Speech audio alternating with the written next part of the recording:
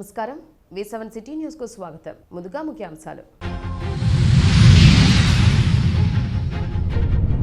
గంజాయి రహిత జిల్లాగా తిరుపతిని మార్చుతాం. అనుమానితులకు గంజాయి టెస్ట్ నిర్వహించిన పోలీసులు. కుప్పంలో జోరుగా అక్రమ మట్టి వ్యాపారం. కొరడా జులిపించిన అధికారులు, పలు వాహనాలు సీజ్. ఉప ముఖ్యమంత్రి పవన్ కళ్యాణ్ పై తప్పుడు ఆరోపణలు చేస్తే సహించాం. జన సైనికులు హెచ్చరిక. తిరుమల శ్రీవారిని దర్శించుకున్న ప్రముఖులు, దర్శన ఏర్పాట్లు చేసిన టీటీడీ అధికారులు. ఇక వార్తల్లోని వివరాలు. తిరుమల శ్రీవారిని పలువురు ప్రముఖులు దర్శించుకొని మొక్కులు చెల్లించుకున్నారు. మంగళవారం ఉదయం శ్రీవారి నైవేద్య విరామ సమయంలో ఏపీ హైకోర్టు న్యాయమూర్తి BVLN Chakravarthy, Telangana MLA Anirudh Reddy, AP MLA Eshwararao, హాస్యనటుడు బాబు మోహన్లు వేరువేరుగా స్వామివారిని దర్శించుకొని మొక్కులు చెల్లించుకున్నారు.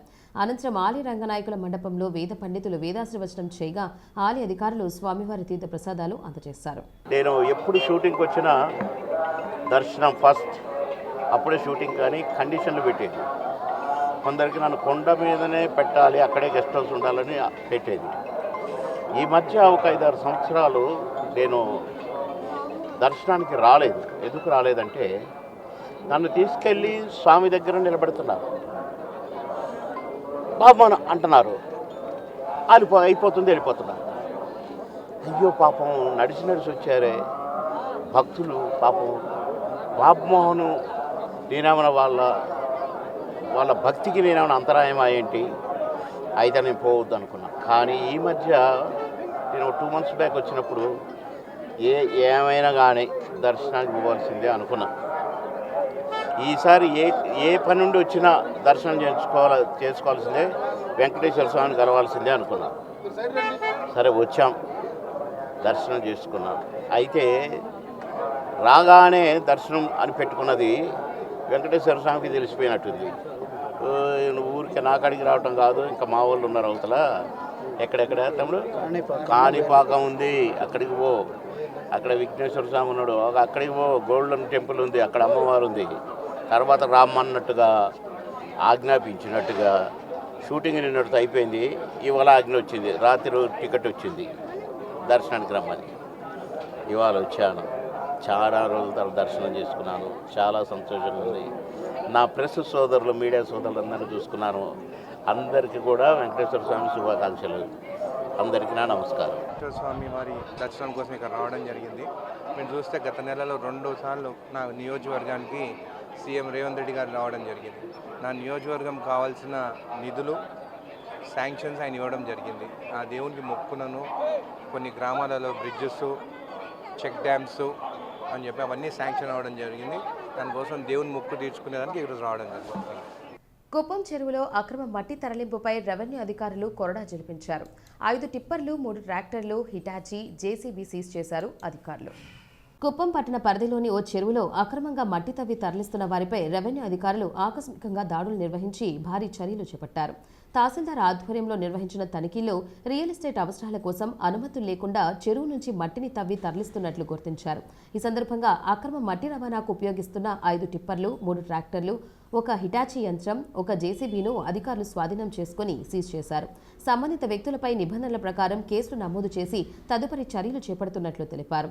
ఈ సందర్భంగా తహసీల్దార్ మాట్లాడుతూ ప్రభుత్వ భూములు, చెరువులు, కుంటలు వంటి జనవనరుల్లో ఎలాంటి అనుమతులు లేకుండా మట్టి తవ్వడం, తరలించడం చట్టవిరుద్ధమని స్పష్టం చేశారు.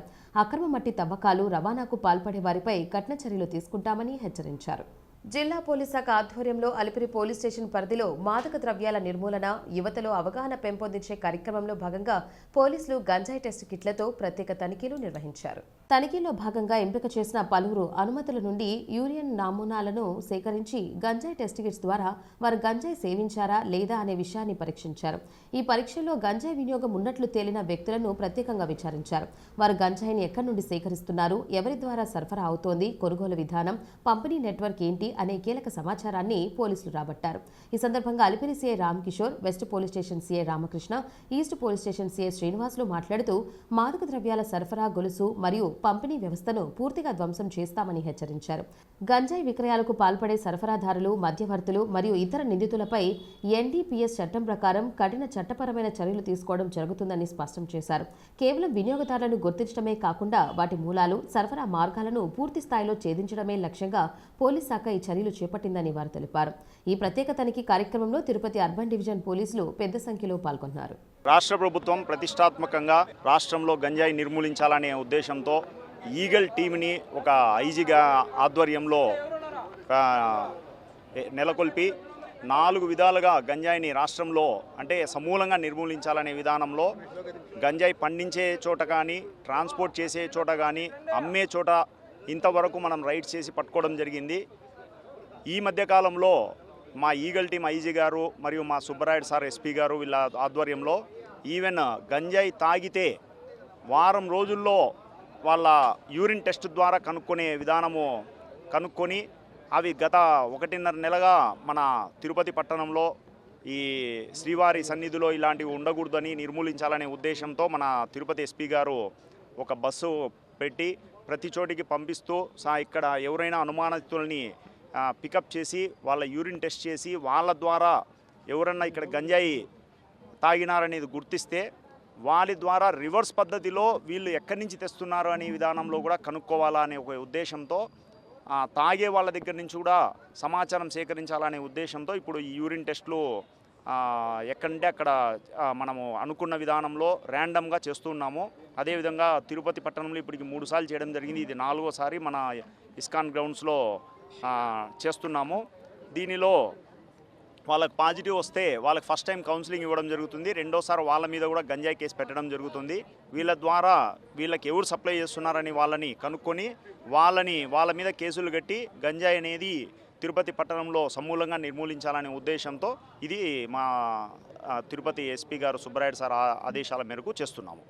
పక్కా ఈ భవన కార్మికులు బయట నుంచి వేరే స్టేట్ నుంచి వచ్చిన భవన కార్మికులు కానీ మా అనుమానితులు కొంతమందిని మనం చూసి రిఫ్రాఫ్గా తిరుగుతూ ఉంటారు. అలాంటి వాళ్ళని పట్టుకొని వస్తున్నాం. అలాంటి రిపిటేషన్ లేదు. ఉండొచ్చు, ఒక 5 to 10% ఉండొచ్చు, కానీ రిపిటేషన్ అయితే మ్యాక్సిమం లేదు. వరకు దగ్గర ఒక 600 పైన జరిగినాయి. 15 to 20 మెంబర్స్కి పాజిటివ్ వచ్చింది. వాళ్ళ ద్వారా కొంతమందిని ఐడెంటిఫై చేసి కేసులు కట్టడం జరిగింది. ఇంకా రాలేదు. రిపీట్గా వస్తే 100% కేసులు కడతాము. అది మనకు పత్రికా విలేకరులకు చెప్పడం జరుగుతుంది ప్రెస్కి. ఆ 15 మంది ద్వారా అమ్మే వాళ్ళని గుర్తించి కేసులు పెట్టడం కూడా జరిగింది. స్థానిక ఎస్వి వైద్య కళాశాల ప్రాంగణంలో వైద్య విద్యార్థుల క్రికెట్ పండుగ అట్టహాసంగా ప్రారంభమైంది. డాక్టర్ ఎన్టీఆర్ ఆరోగ్య విశ్వవిద్యాలయం ఆధ్వర్యంలో ఏర్పాటు చేసిన ఇంటర్ కాలేజియేట్ క్రికెట్ టోర్నమెంట్ 2026 మంగళవారం వైభవంగా మొదలైంది. రాష్ట్ర వ్యాప్తంగా ఉన్న వివిధ మెడికల్ కాలేజీల నుంచి ఎంబీబీఎస్, డెంటల్ విద్యార్థులు ఈ పోటీలో పాల్గొంటున్నారు. ఈ క్రీడా సంబరాన్ని డాక్టర్ ఎన్టీఆర్ ఆరోగ్య విశ్వవిద్యాలయం వైస్ ఛాన్సలర్ డాక్టర్ చంద్రశేఖర్ ముఖ్య అతిథిగా విచ్చేసి టాస్ వేసి అధికారికంగా ప్రారంభించారు. ఈ రోజున ముఖ్యంగా ఎస్వి మెడికల్ కాలేజ్కి వచ్చేయడం జరిగింది. Inter collegiate cricket under graduate cricket tournament inaugurate చేశాము. I'm happy that 48 medical colleges have come. So firstly I should congratulate Ravi Prabhu, principal and team of doctors, doctor Manohar superintendent, and also our sports person Trimurthy garu. I wish them all good luck. I think sports is very, very important in life apart from yoga, and we are encouraging the sports. Every year we are giving 10 lakhs from the university for another 3 years so that the competition among the students also will improve. And very soon, within a month, we are also conducting a cultural meet, intercollegiate cultural meet for 3 to 4 days. It will be held at NRI College, Chinnakakani, Guntur. And so sports and cultural, there is among the students there is a bond will increase. Student-teacher relations also will improve, and this physical activity definitely will improve their body, and we are also encouraging the research. I wish all the teams a very good luck. Thank you. Doctor NTR university of health sciences vice chancellor గారు చంద్రశేఖర్ గారి చేతుల మీద ఈరోజు inter collegiate cricket tournament ప్రారంభోత్సవం జరిగింది. ఇది 4 రోజుల పాటు క్రికెట్ టోర్నమెంట్ జరుగుతోంది. 48 కాలేజీలు, మెడికల్ కాలేజీలు, డెంటల్ కాలేజీలు doctor NTR university of health sciences పరిధిలో ఉన్నవి ఇవి పాల్గొంటున్నాయి. స్టూడెంట్స్ అందరూ చాలా యాక్టివ్గా క్రికెట్ టోర్నమెంట్ని సక్సెస్ చేస్తారని మేము మెడికల్ కాలేజీ తరపు నుంచే మేము కోరుకుంటున్నాము. ప్రత్యేకంగా వైస్ ఛాన్సలర్ గారికి ప్రత్యేకంగా ఈ స్పోర్ట్సు, కల్చరు, అలాగే అకాడమిక్స్, చదువే కాదు ఆటలు కూడా ముఖ్యము, అలాగే కల్చరల్ యాక్టివిటీస్ చాలా ముఖ్యమని గ్రహించి దానికి ఫండ్స్ అన్ని రిలీజ్ చేస్తూ ఆయనే యాక్టివ్గా ఇందులో పాలు పంచుకుంటున్నారు. అందుకు ఆయనకి కృతజ్ఞతలు తెలియజేస్తున్నాము. ఈ క్రికెట్ టోర్నమెంట్ సక్సెస్ కావాలని, అలాగే ఇటువంటి టోర్నమెంట్స్ అన్ని కల్చరల్ ఈవెంట్స్, స్పోర్ట్స్ ఈవెంట్స్ ఎక్కువగా ఆర్గనైజ్ చేయాలని మనసారా కోరుకుంటున్నాము. థ్యాంక్స్. ప్రపంచ ప్రసిద్ధగాంచిన తిరుమల శ్రీవారి ఆలయం చెంత శరభయ్య యాదవ్ విగ్రహాన్ని ఏర్పాటు చేయాలని తాము కృషి చేస్తున్నామని, కానీ కొందరు తమ కులస్తులు సీఎం చంద్రబాబు, లోకేష్, టీటీడీలకు వినతి పత్రం ఇవ్వకుండా డిమాండ్ చేయడంలో అర్థం లేదని, అలాగే ఏపీఎస్ఆర్టీసీని కూటమి ప్రభుత్వం ప్రైవేటు పరం చేస్తోందని, అదేవిధంగా ఎమ్మెల్యే నాని మీద తప్పుడు ప్రచారాలు చేస్తూ ఎస్పీకి ఫిర్యాదు చేయడం, వైసీపీ చేస్తున్న కుట్ర రాజకీయాలపై తిరుపతి ప్రెస్ క్లబ్లో మీడియా ముందు టీడీపీ నాయకులు నరసింహయాదవ్ ఆగ్రహం వ్యక్తం చేశారు. తిరుపతిలో జరుగుతున్న సంఘటనలు, వైసీపీ జగన్మోహన్ రెడ్డి, ఇక్కడ కరుణాకర్ రెడ్డి, అభినయ్ రెడ్డి, అక్కడ చెవిరెడ్డి భాస్కర్ రెడ్డి, వాళ్ళ తనయులు ఎవరైతే మోహిత్ రెడ్డి, హర్షిత్ రెడ్డి, వాళ్ళ బ్రదర్ రఘు, మొదటి నుంచి కూడా తిరుపతి ప్రశాంతతను ఏ విధంగా డిస్టర్బ్ చేయాలనే ధ్యేయంతో పనిచేస్తూ ఉన్నారు. వీళ్ళంతా కూడా లక్షలాది యాత్రికులు వచ్చే ఈ తిరుపతిలో ఏ విధంగా ప్రశాంతతను కాపాడాలి, ఏ విధంగా ఈ పవిత్రతను కాపాడాలనే ధ్యేయంతో ఎన్టీ రామారావు గారు కానీ ముఖ్యమంత్రిగా ఉన్నప్పుడు కానీ, చంద్రబాబు నాయుడు గారు ముఖ్యమంత్రిగా ఉన్నప్పుడు ఇప్పుడు కానీ, ఇంతకుముందు గతంలో కానీ ఎప్పుడు కూడా భక్తుల యొక్క మనోభావాలకు అనుగుణంగా ఇక్కడ అధికారులు కానీ అందరూ పనిచేస్తూ ఉంటారు. కానీ వైసీపీ ప్రభుత్వం జగన్మోహన్ రెడ్డి పరిపాలనలో ప్రతిరోజు కూడా ఇక్కడ ఏ విధంగా హత్యలు ఒక పక్క, ఏదైతే ఇంకో పక్క చూస్తే లూటీలు, ఏ విధంగా టీడీఆర్ బాండ్లు, కొండపైన దర్శనాల్లో ఏ విధంగా ఇది జరిగింది, కొండపైన సంబంధించి సివిల్ వర్కుల్లో కోట్లాది రూపాయలు ఏ విధంగా కమిషన్లు ఎవరెవరికి చేరాయి, ఈ విధంగా చెప్పుకుంటూ పోతే శ్రీవారి ప్రతిష్టను ఏ విధంగా వాళ్ళు దిగజార్చే విధంగా ఆ 5 సంవత్సరాలు పనిచేశారో ప్రజలందరూ కూడా గమనించారు. ఈరోజు ఎస్పీ ఆఫీస్ ముందు ఒక తప్పుడు కంప్లైంట్, ఏదైతే చంద్రగిరి ఎమ్మెల్యే నాని గారి పైన ఒక తప్పుడు కంప్లైంట్ ఇచ్చేదానికి ఎంతమందిని తీసుకొచ్చారు? ఎవరైనా కంప్లైంట్ ఇవ్వాలంటే ఒకరు పోతారు, ఇద్దరు పోతారు, ఒక 5 మంది పోతారు. కానీ మీ బల ప్రదర్శన ఏంటి? ఎస్పీ ఆఫీస్ ముందు చెవిరెడ్డి భాస్కర్ రెడ్డి కూడా ప్రతిరోజు గోవింద నామస్మరణ చేస్తూ ఉంటాడు. అంటే తిరుపతిలో ఎస్పీ కార్యాలయం ముందు మీరు ఈ విధంగా ప్రదర్శన చేయడమే కాకుండా లా అండ్ ఆర్డర్ క్రియేట్ చేసే విధంగా మీరు చేసిన ఆ కార్యక్రమానికి వెంటనే కూడా జగన్మోహన్ రెడ్డి కానీ వాళ్ళు కానీ ఇక్కడున్న భక్తులకి, ఇక్కడున్న ప్రజలకు క్షమాపణ చెప్పాలని డిమాండ్ చేస్తా ఉన్నాం. ఏ విధంగా పోలీస్ అధికారి పైన మీరే అధికారంలో ఉన్నారనుకున్నట్టుంది, మీరు ఒక డిఎస్పీ పైన ఏ విధంగా దాడి చేస్తారు? పోలీసుల పైన దాడికి తెగించారంటే మీ యొక్క మైండ్ సెట్ ఏ విధంగా ఉందో దీన్ని బట్టి అర్థమవుతూ ఉంటుంది. అదేవిధంగా ఆ యొక్క ఎస్పీ ఆఫీస్ దీని ముందు వాళ్ళ యొక్క విధుల్ని, పోలీసు విధుల్ని ఆటంకపరిచే విధంగా మీరు చేసిన చర్యల్ని అటు చంద్రగిరి ప్రజలు కానీ ఇటు తిరుపతి ప్రజలు కానీ హర్షించరనే విషయాన్ని ఈరోజు ఈ సందర్భంగా కూడా తెలియజేస్తూ, శాంతి భద్రతలకు భంగం కలిగించే విధంగా తిరుపతి లాంటి పవిత్ర పుణ్యక్షేత్రంలో మీరు చేస్తున్న ఇలాంటి పోకడల్ని తీవ్రంగా కూడా తెలుగుదేశం పార్టీ ఖండిస్తూ ఉందని కూడా ఈ సందర్భంగా కూడా తెలియజేస్తా ఉన్నాం. చంద్రగిరి మండలం డోర్నకంబాల గ్రామంలో తనకు తాతల నుంచి వచ్చిన 35 అంకణాల ఇంటి స్థలాన్ని అదే గ్రామానికి చెందిన వేణుగోపాల్ రెడ్డి అనే వ్యక్తి ఆక్రమించుకున్నారని ఆరోపించారు. తిరుపతి ప్రెస్ క్లబ్లో ఆయన మీడియా ముందు మాట్లాడుతూ సదరు జాగా తనదేనని కోర్టు తీర్పు ఇచ్చినప్పటికీ అర్ధబలంతో అంగబలంతో వేణుగోపాల్ రెడ్డి ఆక్రమించుకున్నారని వాపోయారు. తనకు నాయకులు న్యాయం చేయాలని ప్రాధాయపడ్డారు. డోర్నకంబాల గ్రామము, ఆ గ్రామంలో ఉండు ఇల్లు ఒకటి దౌర్జన్యం చేసి వేణుగోపాల్ రెడ్డి అనే అతను మురళీరెడ్డి అనే అతను, నాగభూషణ అనే అతను, మునరత్నారెడ్డి అనే అతను నాకు దౌర్జన్యం చేసి నన్ను కొట్టి బయట దోసి నన్ను బయట దోసి ముందుకు నేను ఎలబారి వచ్చేసినాను స్వామి. అది దాని మీద దౌర్జన్యం చేసి నన్ను ఎచ్చటం, నన్ను ఉడకాడిపించి నన్ను ఇల్లు లేకుండా చేసినారు.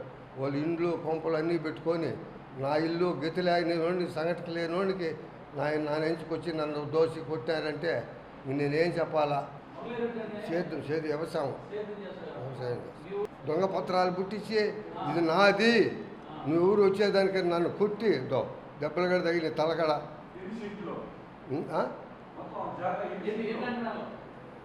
35 అంకణాలు మా నాయింది, మా చిన్నాయింది వచ్చి తూర్పు భాగం ఉంది, దక్షిణం భాగం 12 భాగం వచ్చి మా నాయింది ఉంది. రాజీవీధ దక్షిణం వచ్చి పుట్టపత్రి బాలాజీ, తూర్పు వచ్చి జనవాల పాపిరెడ్డి, ఉత్తరం వచ్చి కేశవ రెడ్డి, కృష్ణారెడ్డి. ఇది నా ఉండే జాగా నాది. అది దాన్ని దౌర్జన్యం చేసి నన్ను కొట్టి నన్ను ఎట్టంటట్టు చేసి నన్ను ఎల్లవంగుడు వేసారు. నన్ను ఏం చేయాలా?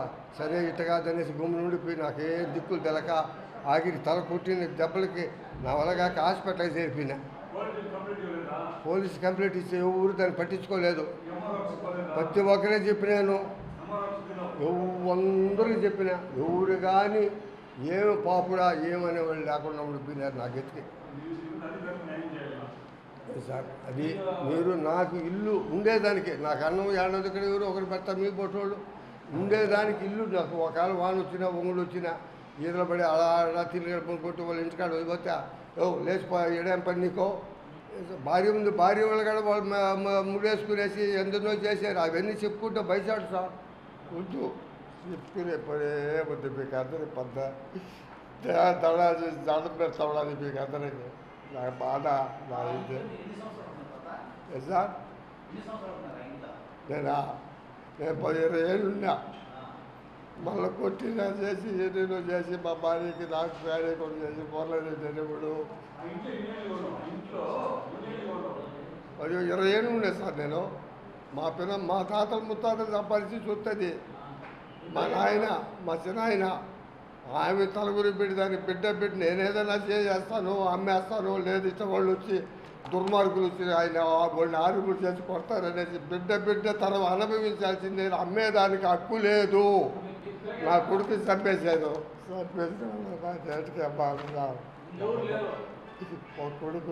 కొడుకు ఇల్లేసేసి చంపేసి ఒక తింటావు, నీ బొట్టల దగ్గర అనుకుంటా తింటా, నీ బొట్టల దగ్గర అనుకో తినేది. ఏమన్నా పూరుకోవాలి, జన పూరుకునేది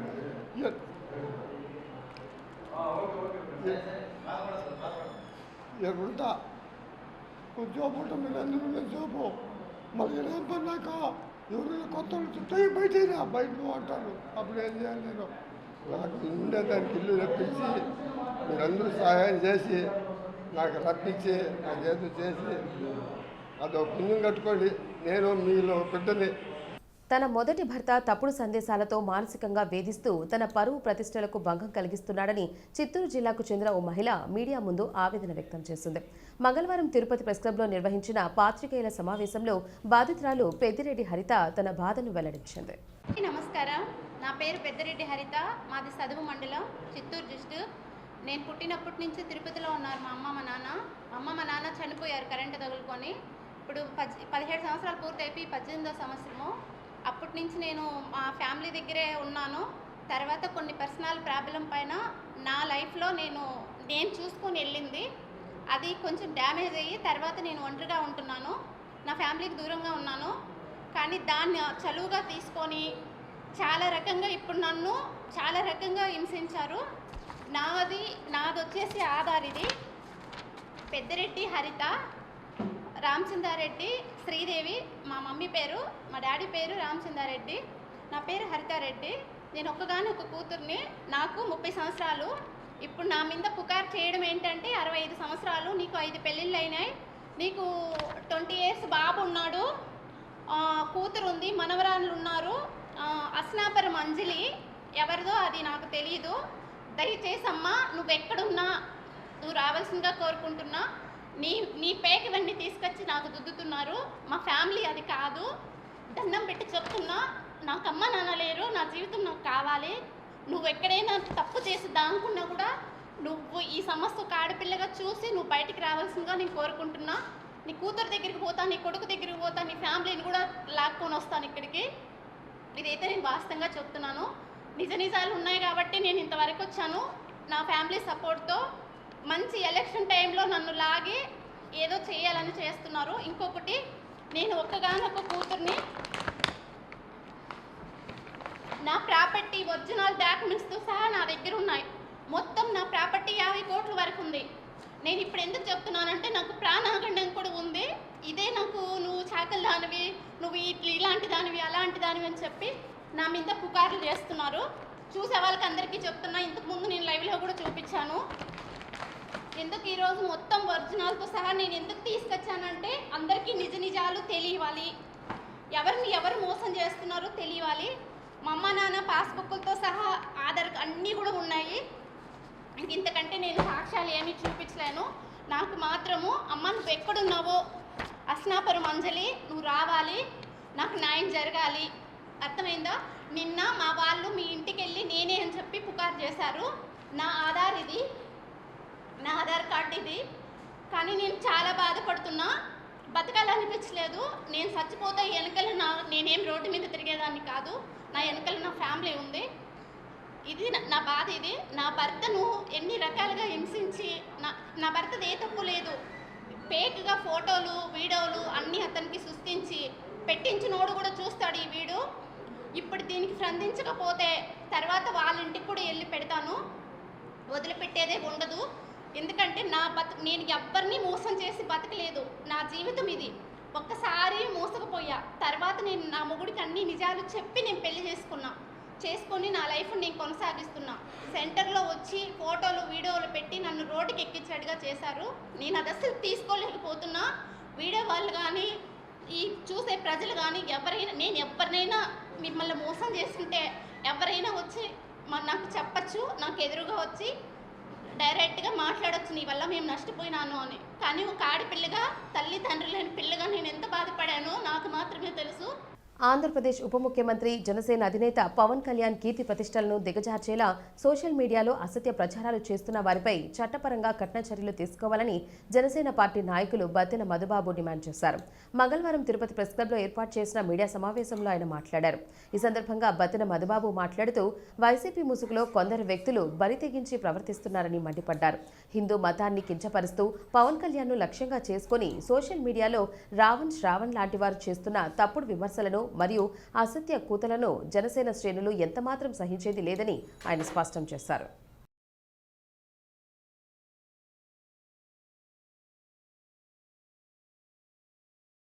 పవన్ కళ్యాణ్ గారు హిందువులను, అదర్ క్యాస్ట్ను గౌరవిస్తూ, మిగిలిన మతాలను గౌరవిస్తూ, సనాతన ధర్మం గురించి ఏదైనా ప్రాబ్లం వస్తే అందరూ కలిసి రండి, మాట్లాడండి అని చెప్తున్నాడు తప్ప పక్క మతాలని కించపరచమని కానీ పక్క మతాల గురించి మాట్లాడమని ఏ రోజు చెప్పాల. మేమందరూ కూడా ఈరోజు పవన్ కళ్యాణ్ గారిని నిజంగా గౌరవిస్తున్నాము, పూజిస్తున్నాము. ఎందుకంటే ఈరోజు ఆంధ్రప్రదేశ్లో ఇంతమంది ప్రజలు పట్టం కట్టినారు పవన్ కళ్యాణ్ గారికి పట్టం కట్టారు. అది గుర్తుపెట్టుకోండి ఫస్ట్. ఇంతమంది ప్రజల మనోభావాలను దెబ్బతీస్తూ మీరు ఈరోజు మీకు పదవులు రాలేదనో, ఇంకోటి రాలేదనో జగన్మోహన్ రెడ్డి గారు నిన్న ముసుగు తీయేశారు. జగన్మోహన్ రెడ్డి గారు ఇన్ని రోజులు ఈ సంఘ విద్రోహం ఎందుకు పెంచి పోషిస్తానో అర్థం కావట్లేదు. అసలు ఈ రావణ్ గురించి మాట్లాడాలంటేనే నాకు చాలా చండాలంగా అనిపిస్తుంది. ఆల్రెడీ మాట్లాడాము మొన్న. అతను చూస్తేనే ఒక నెగిటివ్ ఎనర్జీ. మీరు గమనించండి, అతనిలో మొత్తము రాక్షస గుణాలే ఉన్నాయి. అతను ఏ రోజు ప్రజలకు మంచి చేయాలనుకునేవాడు కాదు. అతని ఆహభావాలు కావచ్చు, అతని డ్రెస్ కోడ్ కావచ్చు, అతని మాట్లాడే విధానాలు కావచ్చు, ఏదైనా ప్రజలకు ఉపయోగపడే పని ఒకటి కూడా చేయడు. ప్రజలకి ఏదైతే ఇష్టం ఎక్కువ మందికి ఎక్కి ఉండదు దాని గురించి మాట్లాడతాడు. ఉదాహరణకి పెహల్గామ్లో జరిగింది. ఘోరాతి ఘోరమైన ఉగ్రవాదులు ప్యాంటు ఇప్పి మరి ప్రతి ఒక్క భారతీయుడు బాధపడినాడు. ప్రతి ఒక్క భారతీయుడు నిద్రపోవాలి ఆ రోజు అనంతంలో. అంత బాధపడినారు ఆ రోజు. ప్రతి ఒక్కరు రెస్పాండ్ అయినారు దాని మీద. మోడీ గారు ఆపరేషన్ సింధూర్ కూడా చేశారు. దాని మీద కూడా నెగిటివ్గా మాట్లాడిన వ్యక్తి ఎవరు అంటే ఈ రావణ్. వాడి పేరు చూడండి, అతని పేరు బచ్చలకూర జోసఫ్ అయితే వాడు పెట్టుకున్న పేరు కూడా ఇది రావణ్. అంటే అక్కడే అర్థమవుతుంది క్యారెక్టర్ ఏందని. ఉగ్రవాదులు కూడా మనుషులే, వాళ్ళకి మానవ హక్కులు ఉండాలా. ఇంత నీచమైన మాట మాట్లాడండి. అటువంటి మెంటాలిటీ ఉండే వాళ్ళని ఒకసారి ఆలోచించండి. అతను మాట్లాడిన ప్రతి మాట అసలు హిందూ ధర్మం మీద, హిందూ మతం మీద అతను మాట్లాడిన మాటలకి నడి రోడ్లో ఊరే సంపూర్ణచ్చు, నడి రోడ్లో. కానీ అతనికి కూడా ఇంకా ఇప్పుడు ఒత్తాసు పలుకుతున్నారంటే ఇంకా మాకు చాలా చాలా బాధగా ఉంది. జగన్మోహన్ రెడ్డి గారు అంటే మీరు హిందువులకు వ్యతిరేకమా? మీకు 151 సీట్లు వచ్చినాయి 2019లో, హిందువులు ఓట్లేదా? సరస్వతి గారి దగ్గరికి వెళ్ళి మీరు హిందుత్వం తీసుకున్నట్టు ఆయన దగ్గర పూజలు చేశారు కదా. మరి ఈరోజు ఎందుకు మీరు ఇటువంటి వ్యక్తికి సపోర్ట్ చేస్తారు? మీరు అంటే మీ దగ్గర ఉండే వాళ్ళది ఈ టైప్ క్యారెక్టర్ లేదా? ఇదే ఈరోజు ఈ శ్రావణు, ఈ రావణు వీళ్ళ గురించి మాట్లాడుతున్నారు కదా. కరుణాకర్ రెడ్డి గారు తిరుపతిలో మాటకు ముందు బీఆర్ నాయుడు గురించి, ఆయన పవన్ కళ్యాణ్ గారు డిప్యూటీ సీఎం అయిన తర్వాత, బీఆర్ నాయుడు గారు చైర్మన్ అయిన తర్వాత, టీడీపీ చైర్మన్ అయిన తర్వాత వీళ్ళకి నిద్ర పట్టలేదు. ప్రతిరోజు ఏదో ఒక వివాదం బీఆర్ నాయుడు మీద మాట్లాడుతూ ఉంటాడు. అంటే హిందూ ధర్మం మీద ఏది దొరికేది మాడమే. మరి ఇప్పుడు మాట్లాడండి, మీరు రావణ్కి మీరు సపోర్ట్ చేస్తున్నారా? మీ జగన్మోహన్ రెడ్డి గారు సపోర్ట్ చేస్తున్నారు.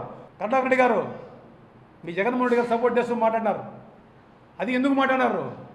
జడా శ్రావణ్ ఈరోజు ఒక డైలాగ్ వేశాడు, జగన్మోహన్ రెడ్డి నువ్వు మాకు సపోర్ట్ చేయట్లేదు, 40% కిస్సేసి నీకు ఓటు వేయరు అన్నాడు. దాంతో వచ్చి ఈరోజు ప్రెస్ మీట్ పెట్టాడు జగన్మోహన్ రెడ్డి గారు. అది రావణ్ గురించి ప్రెస్ మీట్ పెట్టాడు. అయ్యా, ఇంతకంటే దారుణం ఇంకోటి లేదు. ఈరోజు మీ పార్టీ అధపదాలకు పోయిందంటే కారణము ఇలాంటి వాళ్ళని మీరు పెంచిపోయించడమే. పొంగనూరు వ్యవసాయ మార్కెట్ ఆవరణంలో మంగళవారం మధ్యాహ్నం ఒక్కసారిగా అగ్ని ప్రమాదం చోటు చేసుకుంది. మార్కెట్ ప్రాంగణంలో ఉన్నట్టుండి భారీగా మంటలు చెలరేగడంతో అక్కడున్న రైతులు, వ్యాపారులు ఒక్కసారిగా దిగ్భ్రాంతికి, తీవ్ర భయాందోళనకు గురయ్యారు. ప్రమాదాన్ని గమనించిన స్థానిక రైతులు, మార్కెట్ సిబ్బంది తక్షణమే అగ్నిమాపక శాఖకు సమాచారం అందించారు. సమాచారం అందిన వెంటనే ఘటనాస్థలికి చేరుకున్న ఫైర్ సిబ్బంది మంటలను అదుపులోకి తెచ్చేందుకు శరవేగంగా చర్యలు చేపట్టారు. ప్రస్తుతం మంటలను పూర్తిగా అదుపు చేసేందుకు సిబ్బంది తీవ్రంగా శ్రమిస్తున్నారు. ప్రమాదానికి గల కారణాలు, జరిగిన ఆస్తి నష్టానికి సంబంధించిన పూర్తి వివరాలు ఇంకా తెలియాల్సి ఉంది.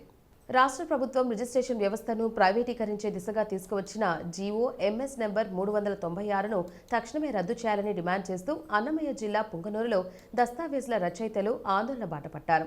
గురువారం దస్తావేజుల రచయితల సంఘం ఆధ్వర్యంలో స్థానిక సబ్ రిజిస్ట్రార్ కార్యాలయం ఎదుట నిరసన కార్యక్రమాన్ని చేపట్టారు. చేతుల్లో ప్లకార్డులు పట్టుకుని ప్రభుత్వ నిర్ణయానికి వ్యతిరేకంగా పెద్ద ఎత్తున నినాదాలు చేశారు. ఈ సందర్భంగా సంఘం నాయకులు మాట్లాడారు. ఆంధ్రప్రదేశ్ రాష్ట్ర ప్రభుత్వం రిజిస్ట్రేషన్ శాఖను ప్రైవేటీకరణ చేయాలనే అనాలోచిత నిర్ణయంగా జీవోఎంఎస్ నెంబర్ 396ని ఇష్యూ చేసింది. కొన్ని సంవత్సరాలుగా, దశాబ్ద కాలం నుంచి రిజిస్ట్రేషన్ వ్యవస్థ అంటే నమ్మకంతో కూడి విలువైనటువంటి సేవలు అందిస్తున్నటువంటి వారు దస్తావేజ్ లేఖర్లు. ఈ వ్యవస్థను పక్కకు దారి పట్టించి ప్రైవేటీకరణ చేసి ప్రైవేట్ వ్యక్తులకి ఈ వ్యవస్థను అప్పగించాలనే అనాలోచిత నిర్ణయాన్ని వ్యతిరేకిస్తూ రాష్ట్ర వ్యాప్త దస్తావేజ్ లేఖర్లు సంఘం తరఫున అందరూ రాష్ట్ర వ్యాప్తంగా నిరసన కార్యక్రమాలు, పెన్ డౌన్లు నిర్వహిస్తున్నాము. అందులో భాగంగా రాష్ట్ర దస్తావేజ్ లేఖల సంఘం సూచనలు మేరకు ఈరోజు పుంగనూరు దస్తావేజ్ లేఖల సంఘం తరఫున నిరసన కార్యక్రమం చేస్తున్నాము.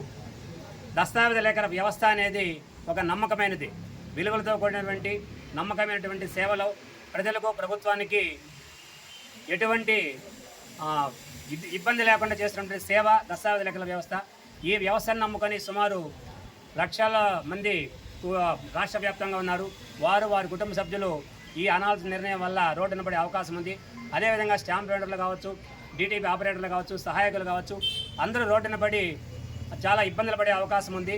కాబట్టి రాష్ట్ర ప్రభుత్వానికి మేము విజ్ఞప్తి చేసేది ఏమిటంటే వెంటనే 396 జీవోని ఉపసంహరించుకొని దస్తావేజ్ లేఖల వ్యవస్థను కొనసాగించాలని మీ పత్రికాముఖంగా మీడియా ద్వారా ప్రభుత్వానికి విజ్ఞప్తి చేస్తున్నాం. ఇటీవల రాష్ట్ర ప్రభుత్వం వారు జీవోఎంఎస్ నెంబర్ 396 జీవోను జారీ చేసి రిజిస్ట్రేషన్ వ్యవస్థను ప్రైవేటీకరణ చేయడం అనేది జరుగుతూ ఉంది. ఈ రిజిస్ట్రేషన్ వ్యవస్థను ప్రైవేటీకరణ చేయడం వల్ల ఆస్తుల భద్రత కానీ, ఆస్తుల గోప్యత కానీ పూర్తిగా ప్రజలు కోల్పోవాల్సి వస్తుంది. ఈ రిజిస్ట్రేషన్ వ్యవస్థ అనేది ఒక అష్యూరెన్స్ వ్యవస్థ. ఈ వ్యవస్థ ద్వారా ప్రజల ఆస్తుల భద్రత అనేది ఎంతో ఉంటుంది. ఈ వ్యవస్థ వ్యవస్థను ప్రైవేటు పరం చేసినప్పుడు ఆ ప్రైవేటు వ్యవస్థల ద్వారా ఆస్తుల గోప్యత ఉండదు, వాళ్ళు చేసుకున్న రిజిస్ట్రేషన్కు భద్రత ఉండదు. కాబట్టి ఈ యొక్క జీవోని ఉపసంహరించుకోవాలని చెప్పి ఈ దినం రాష్ట్ర దస్తావేజు లేఖల సంఘం తరఫున రాష్ట్ర వ్యాప్తంగా మా యొక్క నిరసన కార్యక్రమాలు నిన్న ఈ దినం తెలియజేస్తున్నాం. ఈరోజు మేము రాష్ట్ర వ్యాప్తంగా పెన్ డౌన్ సమ్మె చేస్తున్నాం. దీంతోపాటు ముఖ్యంగా మేము రాష్ట్ర ప్రభుత్వానికి తెలియజేసేది ఏమంటే రాష్ట్ర వ్యాప్తంగా దస్తావేజు లేఖలు కావచ్చు, స్టాంప్ పెన్నులు కావచ్చు, డిటిపి ఆపరేటర్లు కావచ్చు, సహాయకులందరూ చేరి లక్షలాది మంది కుటుంబాలు ఈ వృత్తిని నమ్ముకొని జీవించుకుంటున్నారు. ఈ జీవనోపాధి మాకు కోల్పోయి ప్రైవేటు పరం చేసినప్పుడు వీళ్ళందరూ కూడా జీవనోపాధి కోల్పోయి రోడ్లలో పడే అవకాశం ఉంటుంది. వీళ్ళ కుటుంబాలన్నీ కూడా చిన్నాభిన్నమై అస్తవ్యస్తమయ్యే అవకాశం ఉంటుంది. కాబట్టి ఈ వ్యవస్థలో దస్తావేజు లేఖలు స్టాంప్ పెన్నులు అందరూ కూడా బాగా చదువుకున్న వారు, పట్టభద్రులు, గ్రాడ్యుయేట్స్, బీటెక్ చదివిన వారు కూడా ఉన్నారు. వాళ్ళ వృత్తిని నమ్ముకొని ప్రభుత్వానికి ఆదాయం వచ్చే విధంగా అందరూ కూడా సహాయ సహకారాలు అందిస్తూ రిజిస్ట్రేషన్ వ్యవస్థకు తోడ్పడుతున్నారు. ఈ దస్తావేజు లేఖల ద్వారా కానీ స్టాంప్ పెన్నుల ద్వారా కానీ రాష్ట్ర ప్రభుత్వానికి ఎలాంటి ఇబ్బంది కలిగించడం లేదు. కాబట్టి ఈ వ్యవస్థను కొనసాగించాలని చెప్పి గతంలో దస్తావేజు లేఖలకు ఉన్న లైసెన్స్ విధానాన్ని మళ్ళా కొనసాగించాలని చెప్పి వెంటనే సత్వరమే ఈ యొక్క జియోఎంఎస్ నెంబర్ 396ను ఉపసంహరించుకోవాలని చెప్పి రాష్ట్ర ప్రభుత్వాన్ని మీ ద్వారా మేము సౌకర్యంగా కోరుకుంటున్నాం. తిరుపతి టౌన్ పరిధిలోని గాంధీపురంలో ఎంఆర్పీఎస్ 32వ ఆవిర్భావ దినోత్సవం మరియు మందకృష్ణ మాదిగ జన్మదిన వేడుకలను మంగళవారం ఘనంగా నిర్వహించారు. ఎంఆర్పీఎస్ తిరుపతి జిల్లా కో ఇన్ఛార్జ్ మరియు నియోజకవర్గ ఇన్ఛార్జ్ మాసారపు గోపికృష్ణ మాదిగ ఆధ్వర్యంలో ఈ కార్యక్రమం జరిగింది.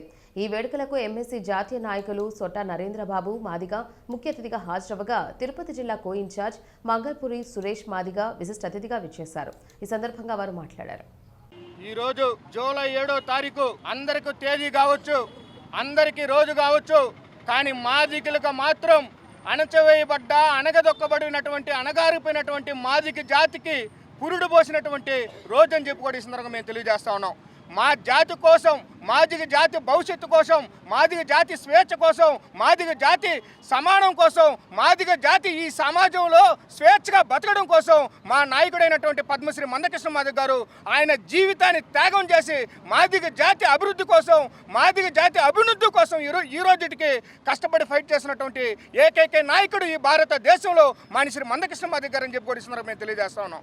రాబోయే రోజుల్లో విద్యార్థులుగా, యువకులుగా రాజ్యాధికారం సాధించడంలో, రాజ్యాధికారం కోరుకోవడంలో మందకృష్ణ మాదిగ గారు ఇచ్చినటువంటి పిలుపు మేరకు, మందకృష్ణ మాదిగ గారు ఇచ్చినటువంటి సూచనల మేరకు, మందకృష్ణ మాదిగ గారి ఆధ్వర్యంలో యువకులుగా, విద్యార్థులుగా మేము ముందుండి ఆయన ఇచ్చినటువంటి పిలుపు కానీ, ఆలోచనలు కానీ మేము ముందు తీసుకెళ్లేదానికి మాత్రం మేము సిద్ధంగా ఉన్నామని చెప్పి మేము తెలియజేస్తా ఉన్నాం.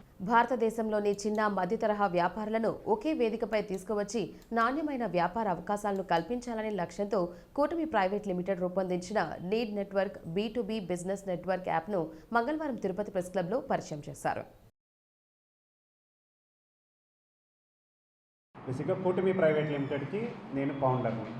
సో 2025 నవంబర్లో మా కంపెనీ స్టార్ట్ చేయడం జరిగింది. సో ప్రాపర్ మార్కెట్ రీసెర్చ్ చేసి మేము ఒక నీట్ నెట్వర్క్ అప్లికేషన్ అనేది డెవలప్ చేసాం. నీట్ నెట్వర్క్ అప్లికేషన్ అనేది ఒక మార్కెట్ ప్లేస్. ఇదేంటంటే లైక్ మనకు ఒక B2B మార్కెట్ ప్లేస్ డెవలప్ చేసేది. ఇందులో ఏంటంటే బిజినెస్ చేసే పీపుల్ ఎవరెవరైతే ఉంటారో వాళ్ళ బిజినెస్ని రిజిస్టర్ చేసుకొని వాళ్ళ ప్రోడక్ట్ అనేది ప్రమోట్ చేసుకొని B2B లీడ్స్ అనేది జనరేట్ చేసుకోవచ్చు. ఇందులో ఏంటంటే ఎవరెవరైతే బిజినెస్ చేసే కేటగిరీ వాళ్ళు మాకు సూటబుల్ అవుతారంటే లైక్ రియల్టర్స్, అది రియల్ ఎస్టేట్ డెవలపర్స్ అవ్వచ్చు, బిల్డర్స్ అవ్వచ్చు, కాంట్రాక్టర్స్ అవ్వచ్చు. అలానే all construction materials, housing related ప్రతి ఒక్క మెటీరియల్ మ్యానుఫ్యాక్చర్ చేసే బిజినెస్ వాళ్ళు మాకు సూటబుల్ అవుతారు. సో వాళ్ళు లిస్టింగ్ అనేది చేసుకోవచ్చు. అలానే ఈ హౌసింగ్ రిలేటెడ్ మెటీరియల్స్ ఎవరెవరైతే బిజినెస్ లిస్టింగ్ చేస్తారో అండ్ రీటైలర్స్ అండ్ డిస్ట్రిబ్యూటర్స్ కూడా వాళ్ళు లిస్టింగ్ చేసుకొని వాళ్ళ ప్రోడక్ట్ అనేది ప్రమోట్ చేసుకొని సేల్స్ అనేది చేసుకోవచ్చు. అలానే ఇందులో ఆంధ్రప్రదేశ్ అండ్ తెలంగాణ ఎక్కడైనా కూడా రియల్ ఎస్టేట్ చేసే ఏజెంట్స్ ఎవరెవరైతే ఉంటారో వాళ్ళందరికీ కూడా ఈ అప్లికేషన్ అనేది సూటబుల్ అవుతుంది. బేసిక్గా మార్కెట్లో ఉన్న మేజర్ ప్రాబ్లం ఏంటంటే లైక్ రియల్ ఎస్టేట్ ఏజెంట్స్ కానీ ప్రొఫెషనల్గా బిజినెస్ చేయాలనుకునే వాళ్ళకి ఏంటంటే మేము ఒక ప్రొఫెషనల్ ఐడెంటిఫికేషన్ అనేది వాళ్ళ ప్రొఫైల్కి అనేది ఇస్తాం. సో ఆ ప్రొఫెషనల్ ఐడెంటిఫికేషన్ నుంచి ఏంటంటే డిఫరెంట్గా నెట్వర్క్ అనేది డెవలప్ చేసుకోవచ్చు. ఓకే, మేము ప్రెజెంట్ అయితే కానీ నెట్వర్క్ ఈజ్ ఎ నెట్వర్క్ అనే ఎజెండాతో ముందరికి వెళ్తున్నాం. సో ఇందులో మా టీం వాళ్ళు ఉన్నారు, ఇంకా మా టీం వాళ్ళని ఇంట్రడ్యూస్ చేసుకుంటారు.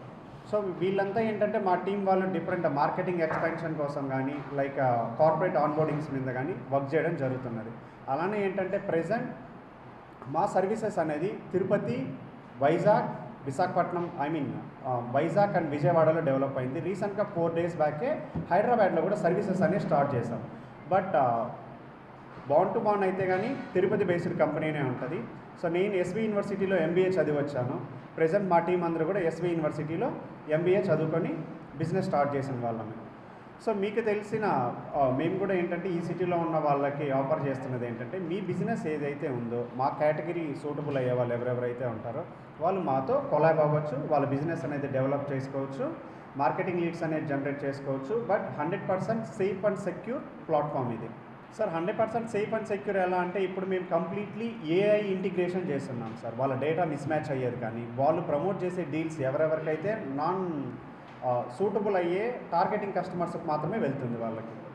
అండ్ అలానే ఏంటంటే వాళ్ళు ఏదైతే ప్రైస్ టారిఫ్ ఫిక్స్ చేస్తారో సేమ్ ప్రైస్ టారిఫ్ని అందరికీ ప్రమోట్ చేయడం జరుగుతుంది. మార్కెట్లో ఇప్పుడు ఏంటంటే ఒక చోట 100 రూపాయలు పెట్టి ఇంకొక చోటకి వెళ్ళే కొద్దీ అది 150 రూపాయలు లాగా చూపిస్తుంది. అలాంటి ప్లాట్ఫామ్స్ త్రూ ప్రాబ్లం ఉండదు. 100% బెటర్ సార్. ఎందుకంటే జస్ట్ డైల్ కానీ లైక్ మీరు చెప్పే డిఫరెంట్ కంపెనీస్ ఏంటంటే అది B2C ఓన్లీ కస్టమర్ లీడ్స్ మాత్రమే జనరేట్ చేస్తుంది. ఇందులో ఏంటంటే కంప్లీట్లీ బిజినెస్ ఓనర్స్ ఉండడం వల్ల B2B లీడ్స్ జనరేట్ అవుతుంది. ఫర్ ఎగ్జాంపుల్ మీరు ఒక డెవలపర్ అనుకోండి, రియల్ ఎస్టేట్ డెవలపర్, నేను ఒక హౌసింగ్ మెటీరియల్ మ్యానుఫ్యాక్చరింగ్ చేసేస్తాను, లైక్ డోర్స్ అవ్వచ్చు, ఎవ్రీథింగ్ ఏదన్నా అవ్వచ్చు. డైరెక్ట్గా నేను మీతో డైరెక్ట్గా కొలాబ్ అవ్వచ్చు. మీ కంపెనీతో మీ డీల్ ఏమైతే ఉందో నేను డైరెక్ట్గా 1-on-1 బిజినెస్ చేయడానికి ఛాన్సెస్ అనేది ఎక్కువ ఉంటుంది. నవేడేస్ ఏంటంటే సేల్స్ రిలేటెడ్ నెట్వర్క్ డెవలప్ చేసుకోవడం చాలా కష్టం ఉంది మార్కెట్లో. రోజుకి ఏమవుతుందంటే జెన్జీస్ జనరేషన్ డెవలప్ అయ్యే కొద్దీ కావాల్సిన ప్రాపర్ మార్కెటింగ్ ఎంప్లాయ్మెంట్ ఇష్యూస్ కూడా ఎక్కువ వస్తున్నాయి. జాబ్స్ ఉన్నాయి బట్ అవి చేయడానికి అంత ఇంట్రెస్టెడ్ చూపించలేదు. కంప్లీట్లీ ఆన్లైన్ రిలేటెడ్కి వచ్చే కొద్దీ ఈజీగా ఉంటుంది మా ప్లాట్ఫామ్ అనేది వాళ్ళకి యూజ్ చేసుకోవడానికి. సార్ ప్రెజెంట్ మా నెట్వర్క్లో 300 మంది సైన్ అప్ అయినారు సార్. అందులో రియల్ ఎస్టేట్ ఏజెంట్స్ ఉన్నారు, డెవలపర్స్ ఉన్నారు, మ్యానుఫ్యాక్చరర్స్ ఉన్నారు, డిఫరెంట్ డిస్ట్రిబ్యూటర్స్ అండ్ రీటైలర్స్ కూడా ఉన్నారు. సార్ బేసిక్గా అయితే ఇప్పుడు ఫ్రీ సబ్స్క్రిప్షన్ ఇస్తున్నాం సార్ చాలా వాళ్ళకి. సో ఫ్యూచర్లోకి ఏంటంటే వన్స్ కొంత ఫ్రీ లీడ్స్ జనరేట్ అయిన తర్వాత మా అప్లికేషన్కి అలవాటు పడిన తర్వాత ఇయర్లీ వన్స్ మాత్రమే సబ్స్క్రిప్షన్ అమౌంట్ తీసుకోవాల్సి వస్తుంది. ప్రస్తుతానికి ఫ్రీనే సార్. ఎవరైనా వాళ్ళ బిజినెస్ని రిజిస్టర్ చేసుకోవచ్చు. వాళ్ళ దగ్గర ఏ ప్రోడక్ట్స్ ఉంటే వాటన్నిటిని యాడ్ చేసుకొని కూడా ప్రమోట్ అనేది చేసుకొని సేల్ చేసుకోవచ్చు. వార్తలు ముగించే ముందు ముఖ్యాంశాలు మరోసారి. గంజాయి రహిత జిల్లాగా తిరుపతిని మార్చుతాం. అనుమానితులకు గంజాయి టెస్ట్ నిర్వహించిన పోలీసులు. కుప్పంలో జోరుగా అక్రమ మట్టి వ్యాపారం. కొరడా జులిపించిన అధికారులు, పలు వాహనాలు సీజ్. ఉప ముఖ్యమంత్రి పవన్ కళ్యాణ్పై తప్పుడు ఆరోపణలు చేస్తే సహించాం. జన సైనికులు హెచ్చరిక. తిరుమల శ్రీవారిని దర్శించుకున్న ప్రముఖులు, దర్శన ఏర్పాట్లు చేసిన టీటీడీ అధికారులు. ఈ వార్తలు ఇంతటితో సమాప్తం. నమస్కారం.